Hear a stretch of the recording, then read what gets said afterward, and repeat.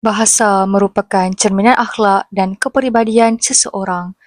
Melalui bahasa, manusia menyampaikan ilmu, melahirkan pendapat dan membina hubungan sesama masyarakat.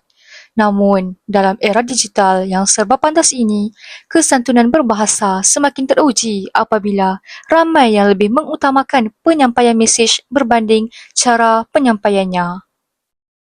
Kesantunan berbahasa bukan sekadar memilih perkataan yang baik, tetapi juga menjaga maruah dan perasaan orang lain.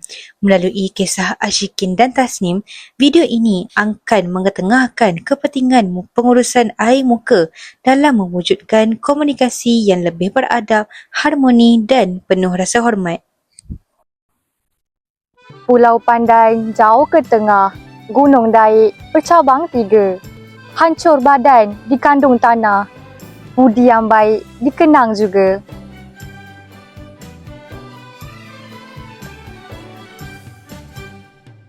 Burung merpati terbang beriring, singgah sebentar di pohon senar.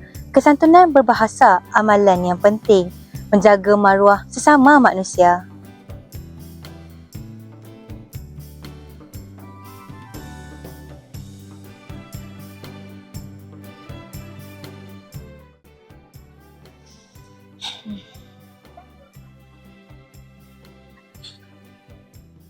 Tasnim, cuba tengok ni. Presentation budak kelas sebelah. Kenapa? Bagi saya biasa je presentation mereka. Kenapa orang banggakan sangat? Kalau biasa-biasalah. Sekejap, saya nak komen lah.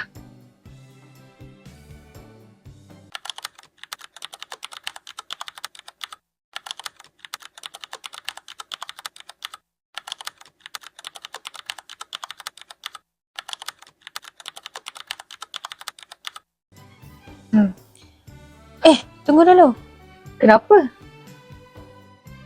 Kalau awak dapat komen macam tu pada hasil kerja awak, apa yang awak akan rasa?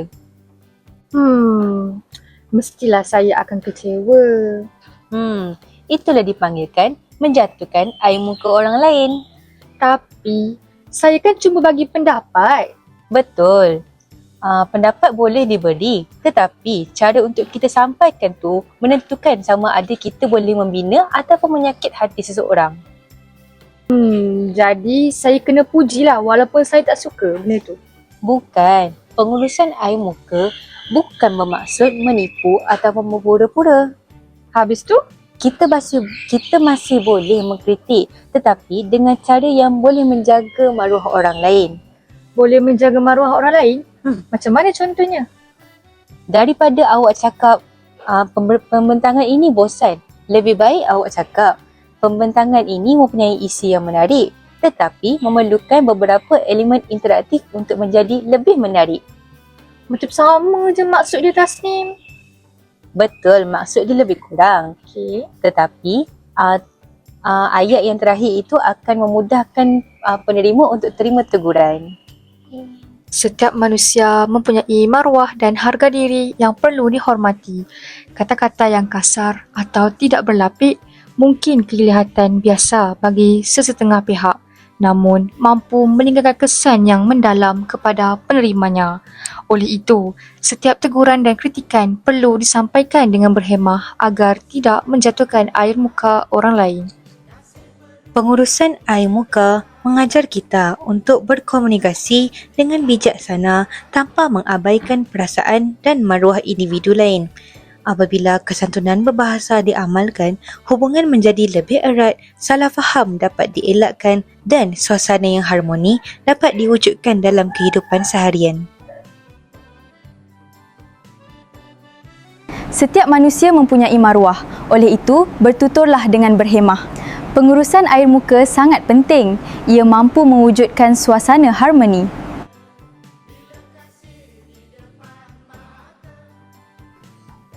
Saya ada seorang kawan ni. Pendapat orang, dia tolak. Asyik tolak. Dia rasa dia je paling betul. Kalau awak nak tegur dia, awak nak cakap apa? Lah, senang je. Kau ni keras kepala lah. Kalau awak cakap macam tu, mungkin dia akan terasa. Jadi, saya nak cakap apa? Gunakan bahasa kiasan. Bahasa kiasan? Macam mana tu? Awak boleh gunakan janganlah jadi katak di bawah tempurung. Oh, saya tahu. Jangan terlalu sempit pandangan kan? Betul Ashikin. Teguran masih sampai tetapi lebih halus dan menjaga air muka orang lain. Oh, baru saya tahu. Rupanya bahasa kiasan bukan sekadar perhiasan bahasa. Betul. Ia juga membantu menjaga hubungan antara manusia.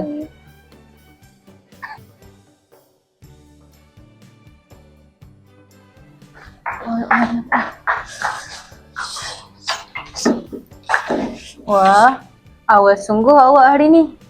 Awal? Bukan kelas start pukul 3 ke? Sekarang saya sampai 35 minit dah ni. Ya, Ashikin, itulah contoh bahasa terbalik.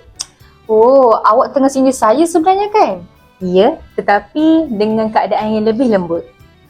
Kenapa tak cakap terus je saya lambat? Kadang-kadang, teguran yang terlalu terus boleh menyebabkan seseorang itu berasa malu. Oh, jadinya bahasa terbalik ni boleh digunakan untuk menegur secara tidak langsung jugalah. Betul. Namun, penggunaannya perlulah berhati-hati supaya kita tidak menyinggungkan perasaan orang lain. Faham?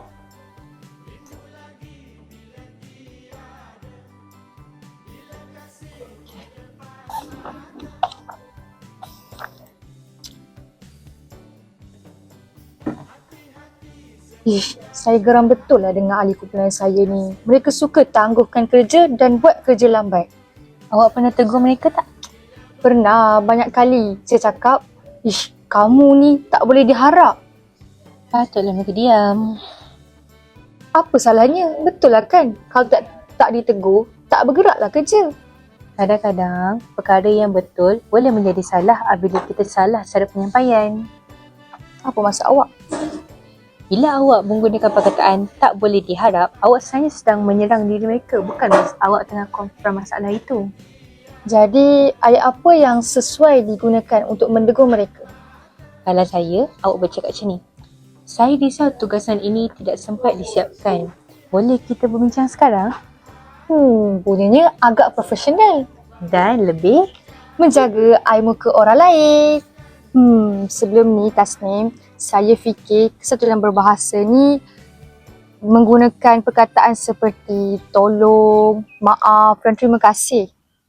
ramai berfikiran begitu. Rupanya kesatuan juga melibatkan cara kita menegur, mengkritik dan menyampaikan pendapat.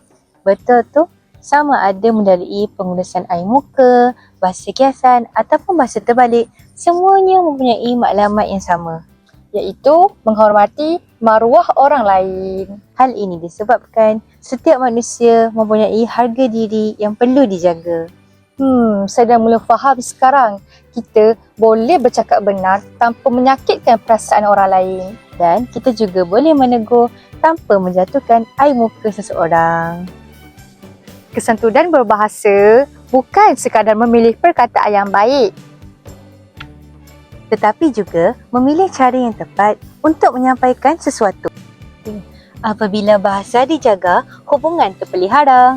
Apabila air muka dihormati, keharmonian dapat dikekalkan. Bahasa merupakan cerminan akhlak dan kepribadian seseorang.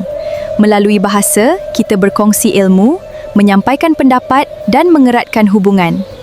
Namun dalam digital, kesantunan berbahasa semakin teruji. Kata-kata yang tidak dijaga boleh mengguris perasaan dan menjejaskan hubungan. Marilah kita mengamalkan bahasa yang sopan dan saling menghormati agar masyarakat yang harmoni, beradab dan bertoleransi dapat dibina.